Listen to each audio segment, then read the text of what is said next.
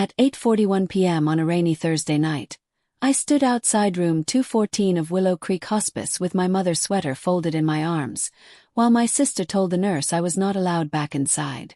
The sweater was blue, worn thin at the elbows.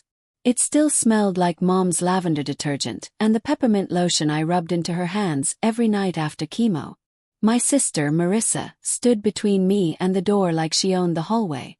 She had one hand on the silver visitor badge clipped to my cardigan.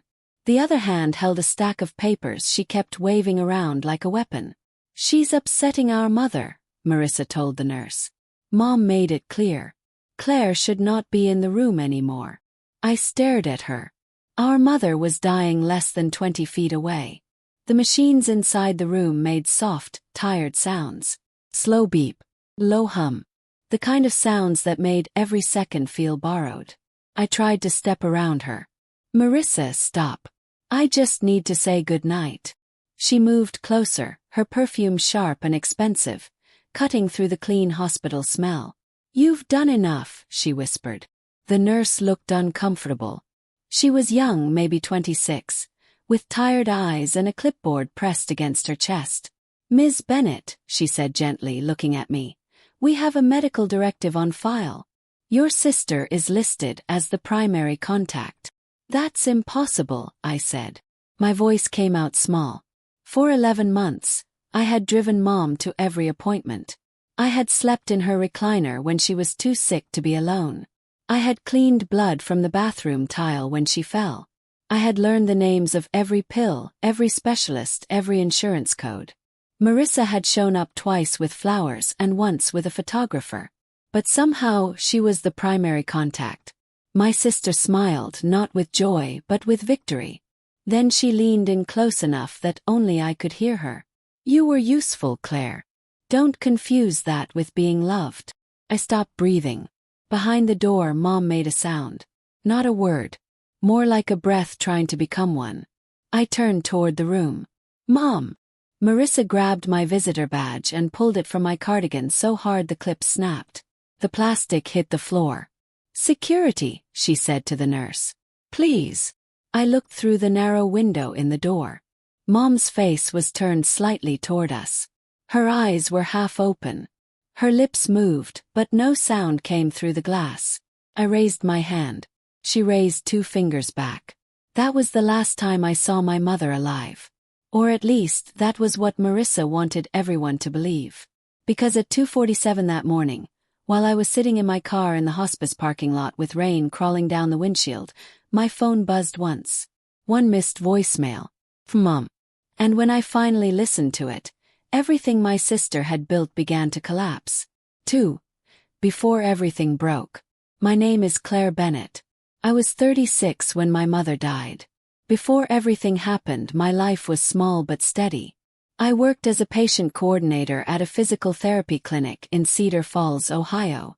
I knew how to handle insurance forms, angry families, frightened patients, and doctors who forgot regular people did not speak in medical abbreviations. I was not rich. I did not own a big house. I drove a silver Honda with a dent in the back bumper and kept a spare pair of flats under my desk because my feet always hurt by 4 o'clock. But I had peace. That was what I wanted most. Not money. Not attention. Not revenge. Mom used to say I was born old. She said I came into the world with a tired face, like I already knew rent was due. My sister Marissa was the opposite. She was bright, loud, beautiful, and somehow always in the center of every room. She was 3 years older than me, with glossy black hair and the kind of laugh people turn to hear. Growing up, she was the family miracle. I was the family backup plan. When Marissa forgot her homework, Mom drove it to school. When I forgot mine, Mom said, "Claire, you need to be more responsible." When Marissa cried, the house stopped. When I cried, someone closed a door. Dad died when I was 22. A heart attack in the garage, quick and ugly. After that, Mom changed. She became softer in some ways and colder in others. She leaned on me for everything practical, but she still looked at Marissa like she was the son.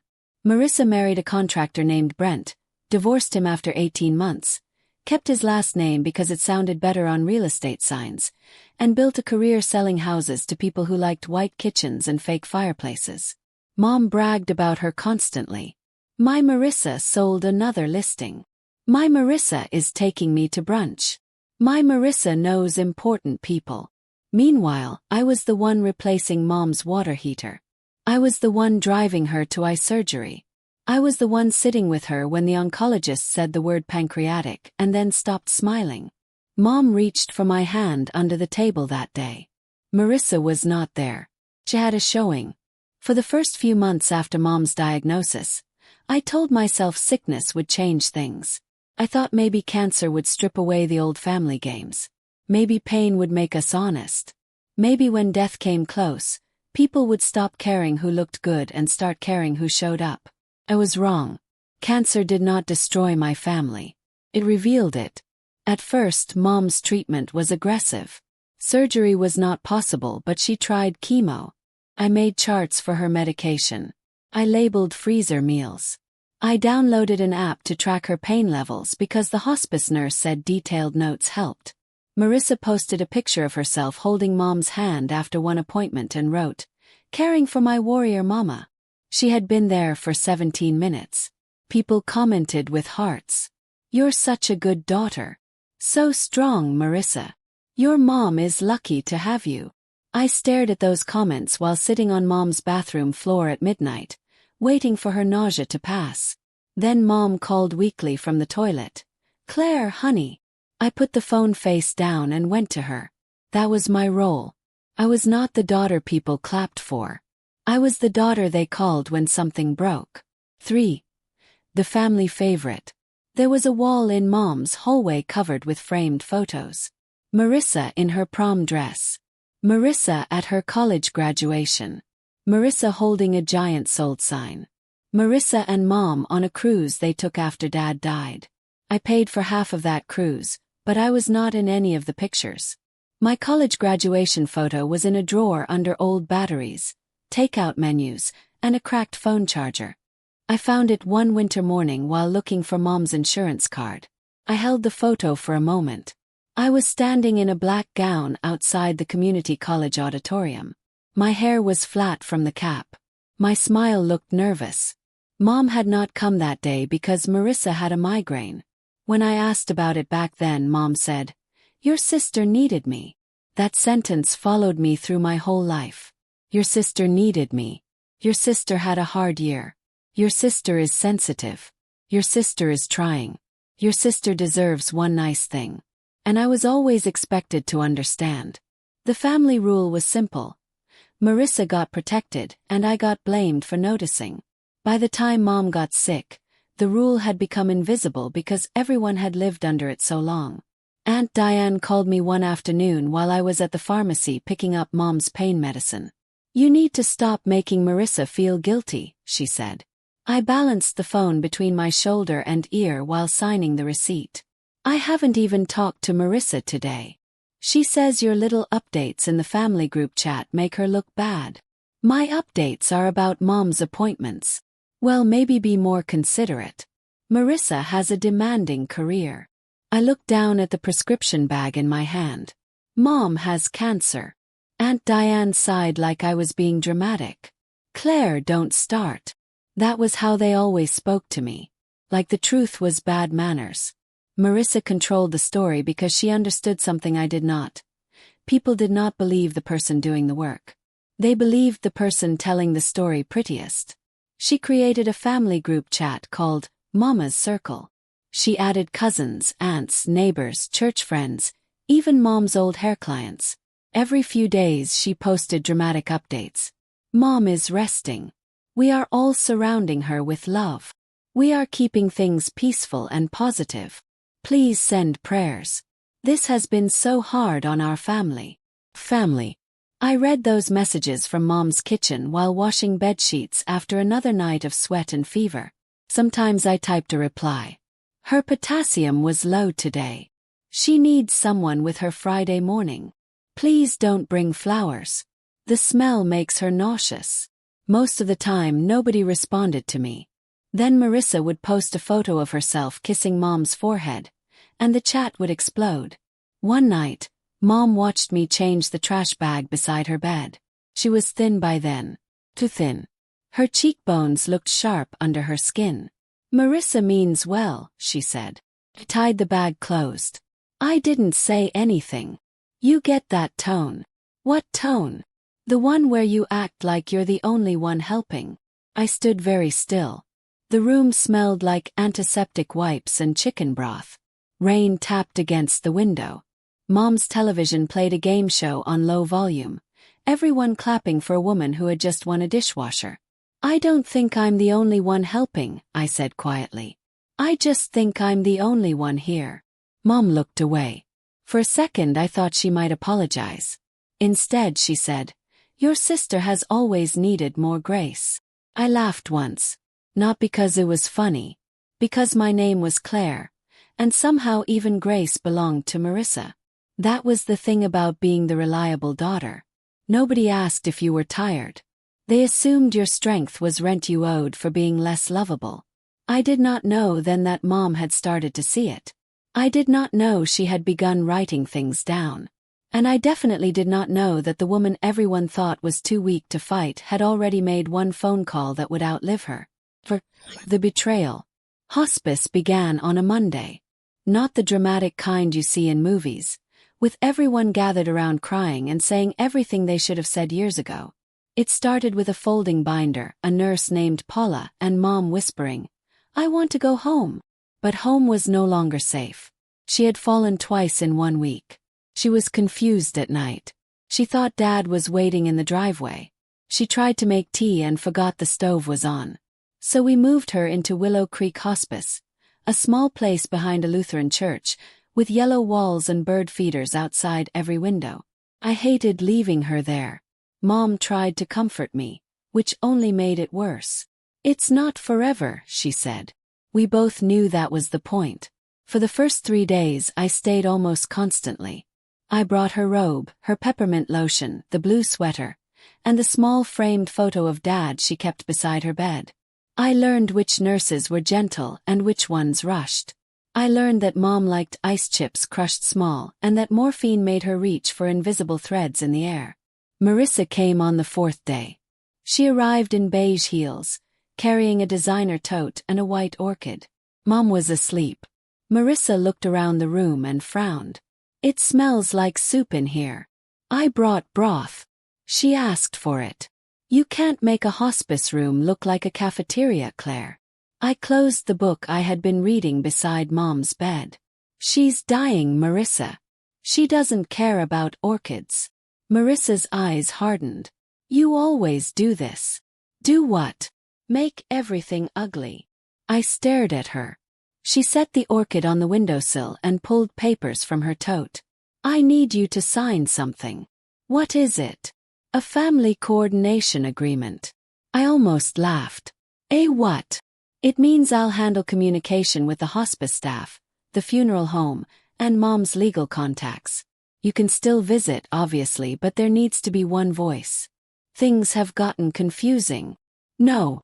Her expression changed so quickly it scared me. "No. I'm not signing something without reading it." Marissa leaned closer. "This is exactly why Mom is stressed. You make everything a fight." Mom stirred in the bed. Her eyes opened slightly. "Girls," she whispered. I went to her. "It's okay, Mom." Marissa's voice became soft. Fake soft. "See. Look what you're doing to her." I should have seen it then. The setup. The way she brought papers when Mom was medicated. The way she used peace as a leash. The way she made my concern look like aggression. The next evening when I came back from showering at home, my badge did not work. I walked to the nurse's station. I think my visitor access got deactivated. The nurse checked the computer. Her mouth tightened. "I'm sorry. There's a note here." "What note?" "Only approved visitors through Ms. Marissa Bennett." A cold pressure spread behind my ribs. That has to be a mistake. Before the nurse could answer, Marissa came down the hallway. She was wearing Mom's pearl earrings. I noticed them immediately because Dad had given them to Mom on their 20th anniversary. "Why are you wearing those?" Marissa touched one pearl. Mom gave them to me. She can barely hold a spoon. My sister smiled. That's cruel. I stepped closer. Why is my badge turned off? Because Mom needs peace. No. Mom needs her daughters. She has one. The nurse looked down. I felt heat rise in my face. Marissa, I have been here every day. And you make sure everyone knows it. I am not doing this in the hallway. Good. Then leave. I'm going in to see Mom. She lifted the papers. Not unless I say so. That was when she told the nurse I was upsetting Mom. That was when she pulled my visitor badge off my cardigan. That was when she said the line I would hear in my head for months. You were useful, Claire. Don't confuse that with being loved. I did not scream. I did not hit her. I did not give her the scene she wanted. I bent down, picked up the broken plastic badge from the floor, and held it in my palm. Then I looked at my mother through the glass. Her eyes were open. And she was crying. 5. The moment I stopped begging. After security walked me outside, I sat in my car and called Mom's room phone 17 times. No answer. Called Marissa. Straight to voicemail. I texted her, please. Just let me say goodbye. 3 dots appeared. Then disappeared. Then appeared again. Finally she wrote back. Stop making this about you. I read those 6 words until they blurred. The rain was heavy that night. It hit the windshield so hard the parking lot lights broke apart in the glass. I could see the hospice building from where I sat. Room 214 was on the 2nd floor, 3rd window from the corner. The curtain was half open. I imagined Mom inside trying to ask where I was. Or worse, believing I had left. That thought almost broke me. At 10:12 p.m., Aunt Diane texted the family group chat. Marissa has asked everyone to please respect Evelyn's final wishes. Claire is not to be contacted tonight. This is a hard time and drama helps no one. Then Uncle Rob replied with a thumbs-up emoji. Cousin wrote praying for peace. Someone else wrote poor Marissa. She's carrying so much. I sat there with my mother's sweater on my lap and watched my family turn my grief into bad behavior. At midnight, I drove home because my hands were shaking too hard to hold the steering wheel. Mom's house was dark when I arrived. I still had a key. I had used that key every day for almost a year. Inside, the house smelled like dust, old coffee, and the lemon cleaner I used on Sundays. The kitchen table was covered with hospice pamphlets, pharmacy receipts, and Mom's half-finished crossword puzzle. I stood there for a long time. Then I noticed something missing. The little wooden box that used to sit on the sideboard was gone. It had held Dad's wedding band, Mom's pearls, old family photos, and a folded copy of her will from years ago. Nothing flashy. Nothing worth stealing if you did not know what it meant. But Marissa knew. Open drawers, cabinets, the hall closet. Then I went into Mom's bedroom. Her jewelry box was empty. Not messy. Not searched. Me. Few hours later my phone buzzed. It was 2:47 a.m. The screen showed one missed call. For 1 second I could not move. Then voicemail appeared. I pressed play so fast I almost dropped the phone. First there was only breathing. Thin, uneven breathing. Then Mom's voice came through, low and rough. Claire. Covered my mouth. There was a rustling sound. Beep. Someone coughing in the distance. Baby, if you get this, don't come back tonight. Marissa is waiting for you to make a scene. I slid down the kitchen cabinet until I was sitting on the floor. Mom kept going. I'm sorry. I'm so sorry. I should have said it when I had time. Her voice cracked. Your sister changed the papers. I didn't understand what I was signing. She said it was for funeral flowers and hospice bills. It wasn't. My heartbeat became so loud I could barely hear. There is a blue folder in the vent behind the laundry room shelf. Call Daniel Price. Not the lawyer Marissa uses. Daniel. He knows everything. Long pause. Then Mom whispered. I did not ask them to keep you out. Ask for you. She lied. I started crying so hard I had to press the phone against my ear with both hands. Mom breathed in. She took the pearls. She took the bank card. She tried to sell the house before I was gone. Another pause. Then, quieter, almost fading. You were never the other daughter, Claire. You were the one who stayed. The voicemail ended with a small sound. Not a goodbye. More like the phone slipping from her hand. I sat on the kitchen floor until the sun came up. By morning, Mom was gone. Marissa posted it in the group chat before anyone called me. Our beautiful mother passed peacefully surrounded by family. Surrounded by family. I looked at those words and felt something inside me go still. Not cold. Clear. For 36 years, I had begged my family to see me. That morning I stopped begging. I saved the voicemail in 3 places. Then I went to the laundry room. Behind the shelf, inside the vent, taped to the metal with blue painter's tape, was a folder. And inside that folder was the beginning of the end for my sister. 6. What they didn't know. The blue folder was thick. At first, my hands were shaking too hard to open it properly. I spread everything across the washing machine. Papers, envelopes, copies of checks, printed emails, a business card, and a handwritten note from Mom. The note said, Claire, if you are reading this, I waited too long. Do not let Marissa speak for me after I am gone. Love you. I was a coward in all the wrong moments. Forgive me if you can. I had wanted an apology my whole life. When I finally got one, she was dead. That is a kind of pain people do not talk about. The apology does not erase what happened. It only proves the person knew enough to regret it. The lawyer's business card was for Daniel Price, estate attorney. I called him at 7:08 a.m. His assistant answered. I said my name and everything changed. "One moment, please," she said. Daniel picked up less than 30 seconds later. "Claire," he said. "I'm very sorry about your mother." Closed my eyes. You knew. I knew she was close. She left me a voicemail. I thought she might. I sat at the kitchen table. What is going on? He exhaled slowly. Your mother contacted me 3 weeks ago. She was concerned your sister had pressured her into signing documents while she was medicated. My fingers tightened around the phone. Can those documents be undone? Some already were. I looked at the papers on the table. What do you mean?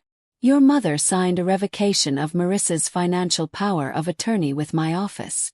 She also signed an updated estate plan and a sworn statement describing the pressure she believed she was under. The room tilted. Then why was Marissa still in charge at Hospice? Medical directives are separate. And if your sister presented a newer healthcare document to Hospice, they likely followed what they had on file. She kept me out. I know. You know. There are Hospice notes. Your mother called my office yesterday afternoon from a nurse's phone. She was upset. I pressed my fist against my mouth. Daniel's voice softened. Claire, listen carefully. Do not confront your sister alone. Do not accuse her in writing. Do not post anything. Do you understand? Yes. Bring me the folder. Bring your phone with the voicemail. Bring any texts, group chat screenshots, and proof of anything missing from the house. She took Mom's pearls. I expected that. That sentence made my skin crawl. What else did she take? Daniel was quiet for a beat. We'll discuss it in person. That was the first curiosity loop that kept me moving through the worst day of my life. What else did she take? I wanted to collapse. Instead, I made coffee I did not drink, packed the folder in a tote bag, and took photos of every room in Mom's house. The jewelry box, the missing wooden box, the drawers, the file cabinet Marissa had opened but not fully searched. At 9:20 a.m., Marissa called. I let it ring. Then she texted, "Funeral meeting at noon. Do not come if you plan to cause problems." I screenshotted it. Then another message came. Also, I changed the locks at Mom's. You had no right being there. I was sitting inside Mom's kitchen when that text arrived. I looked at the key in my hand. For the first time that day I smiled. Not because anything was funny. Because Marissa did not know what Mom had done. She did not know the house was already in a trust. She did not know Daniel had a signed statement. She did not know Hospice had notes. She did not know the voicemail existed. And she definitely did not know that Mom had installed a small security camera in the living room after she started getting confused at night. I found the app on Mom's tablet. The most recent saved clip was from 2 days before she died. Marissa was in the living room with Brent, her ex-husband. She was holding the wooden box. Brent said, "Are you sure this won't come back on you?" Marissa laughed. "She'll be dead before Claire figures out anything." I watched that clip 3 times. Then I sent it to Daniel Price. His reply came 5 minutes later. "Do not send this to anyone else. Bring the tablet." That was when I understood something important. My sister had spent years mistaking my silence for weakness. But silence is not weakness when you are collecting receipts. Sometimes silence is the sound of a door closing behind someone who thinks they are still in control. 7. The reveal. Mom's funeral was 6 days later. Marissa planned it like a campaign event. White roses. A printed program with gold trim. A slideshow of photos where she appeared beside Mom in almost every frame. She wore black silk, Mom's pearls, and grief like a designer coat. My name was not in the obituary. Not once. The program said Evelyn Bennett is survived by her beloved daughter Marissa Bennett Hale. Daughter. Singular. I found out when a church usher handed me the program at the door. For a moment I thought there had been a printing mistake. Then I saw Aunt Diane glance at me and quickly look away. No mistake. My knees felt weak. I walked into the church anyway. People stared. Some with pity. Some with curiosity. A few with that tight little expression people wear when they think they know a story and are waiting for the villain to act like one. Marissa saw me from the front pew. Her mouth tightened. She stood and walked toward me slowly, careful not to look angry in front of an audience. "I asked you not to come," she whispered. "It's my mother's funeral. She didn't want drama." "Then stop making it." Her eyes flashed. "You are not speaking today." "I know." That surprised her. For once, I did not argue. I sat in the 3rd row beside an elderly neighbor named Mrs. Alvarez, who had known Mom for 20 years. She squeezed my hand. "She asked for you," Mrs. Alvarez whispered. My throat closed. "Who?" "Your mother. The last time I visited." She kept saying, "Where is Claire?" I looked forward at Marissa. She was accepting hugs like she was the only person grieving. During the service she gave a speech.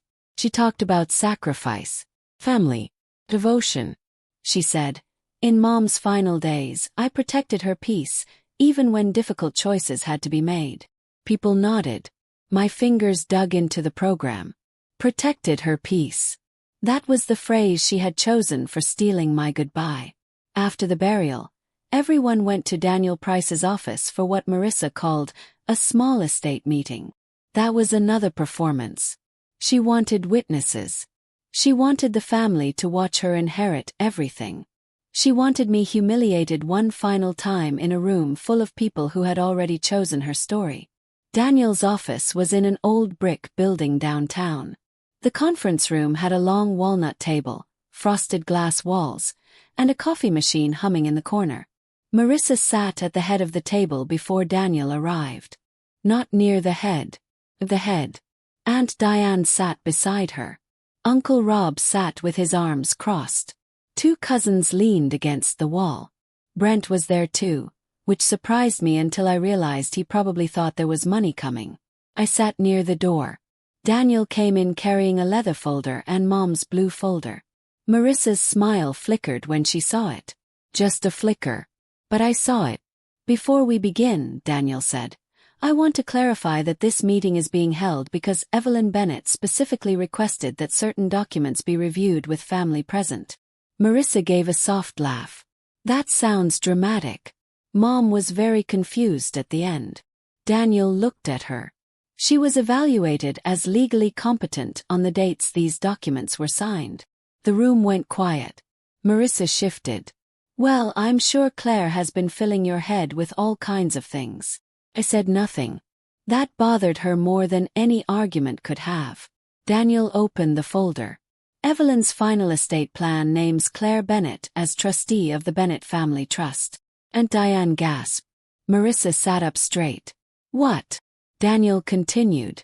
The house on Maple Ridge, the primary bank account, and all personal property listed in Schedule B belong to the trust. That's not possible, Marissa snapped. Mom told me the house was mine. Daniel looked at the paper. Your mother left you a separate bequest. Marissa's face relaxed slightly. Fine. What? $1. No one moved. The silence was so complete I could hear the coffee machine click off. Marissa blinked. That's illegal. It is not. She was manipulated. Daniel looked at me, then back at her. Evelyn anticipated that allegation. He removed another document. This is a sworn statement signed by your mother and witnessed by 2 members of my staff. It describes her concern that you pressured her into signing financial documents while she was medicated, removed personal items from her home, and attempted to isolate her from Claire.